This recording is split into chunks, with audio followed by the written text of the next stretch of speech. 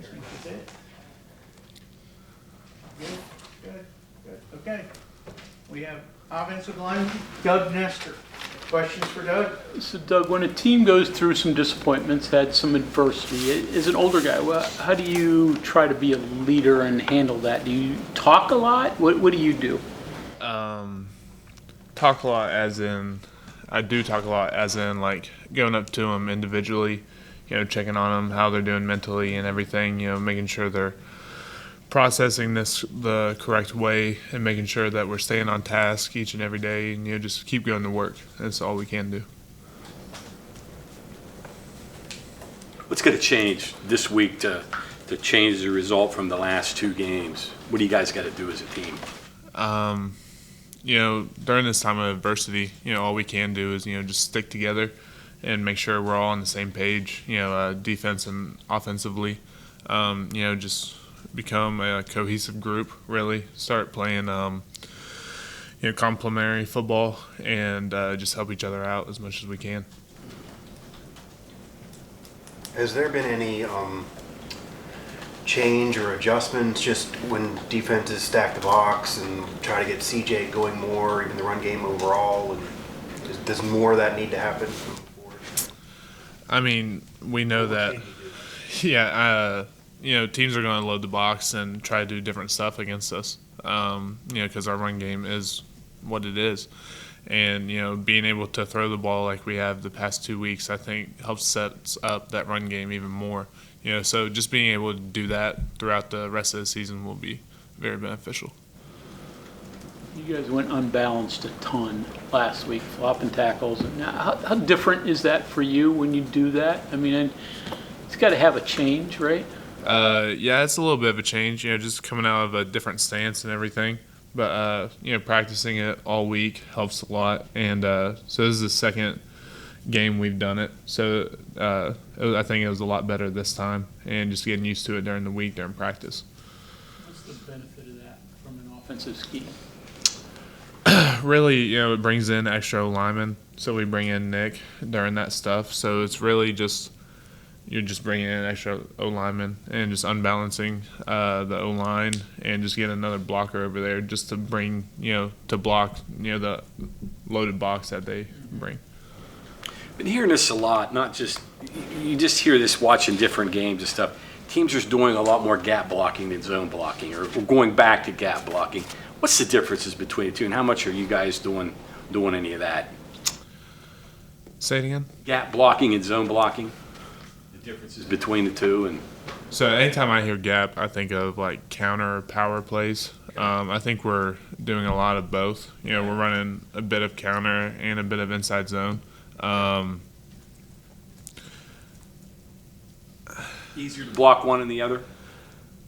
I feel like it's two completely different schemes in my mind. It's not easier or harder. I think it's all about who you have on that play.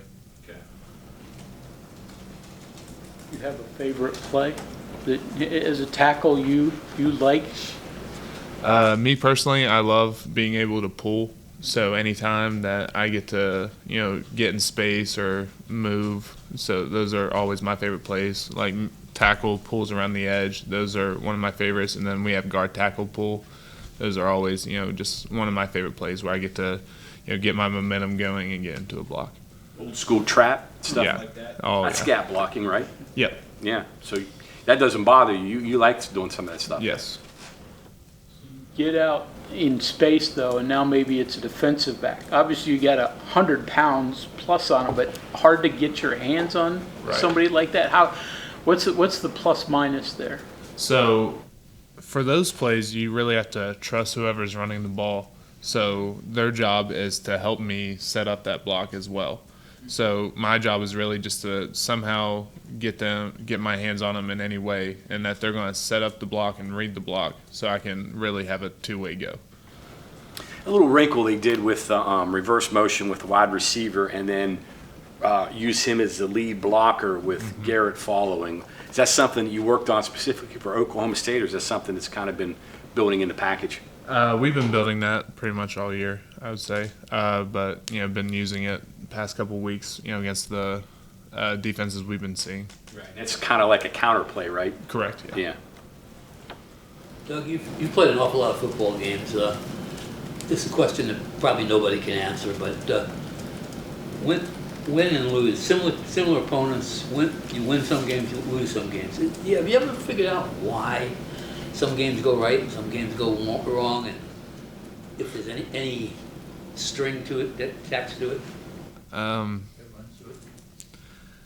It's really especially in the Big 12, all these teams are so talented. I say we're so close and, from top to bottom, one of the, closer of the Power 5. But I would say it comes down just to a few key plays, whether or not who makes the play from either team. It's always such a close game, and then who can make the more critical plays during those times, and who can have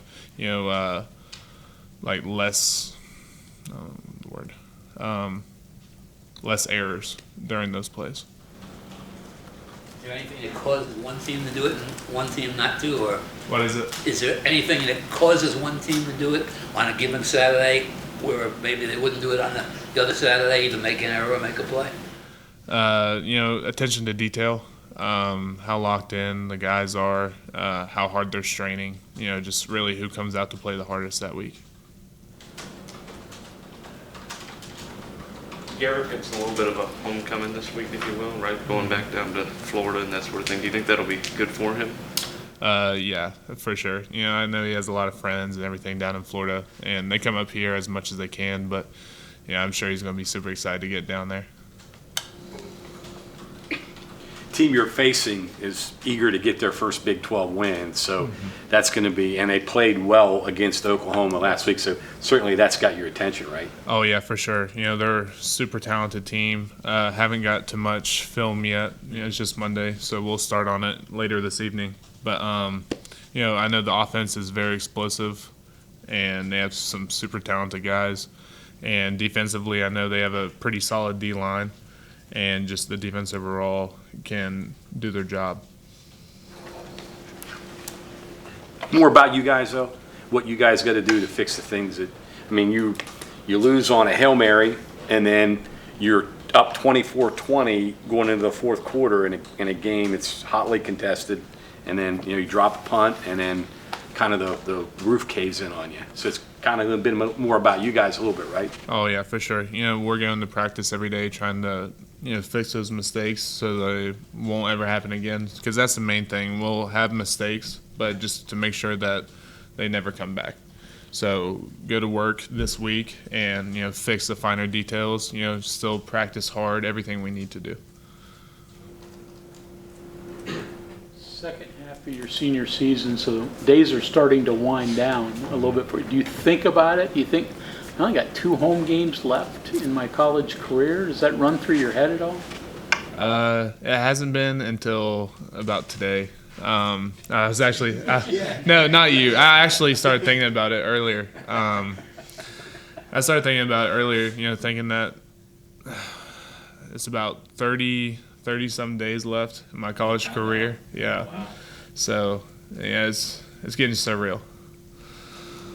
You went through a senior day last year, though, so it's sort of a practice run. You may have had some of those thoughts. I may not be coming back last year, so was that, make this easier or harder that you've already done it sort of once?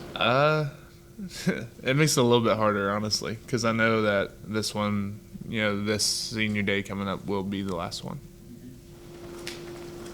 So when you prepare for a team that UCF has had some tough days against the run, right?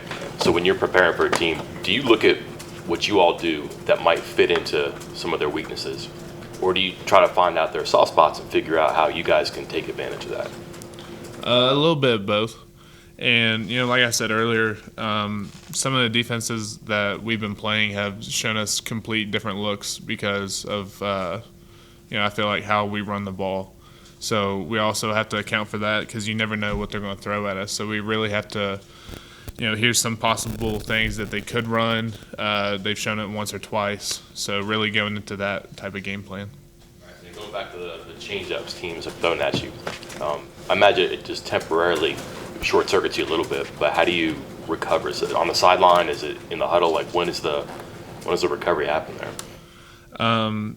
So yeah, I mean, it's mostly just we got to talk it through. We have to explain everything that we saw during the drive to, Coach Moore and all the offensive coaches. And, each position group needs to do that so they can, formulate a game plan there on the sidelines. Just to, the biggest thing for us is communication with the coaches. Last week, just more even front.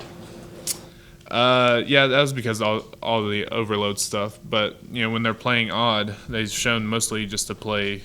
Oklahoma State showed mostly to play their DNs and nose just like straightforward. But they were twisting and moving every single play, trying to get their linebackers involved in the run game, and safeties downhill fast. In Houston, they don't spread out, shade a little bit. Like they stay away from Zach. I think a lot of people said, but anything different there? They didn't change up too much, as much as I thought they would. But yeah.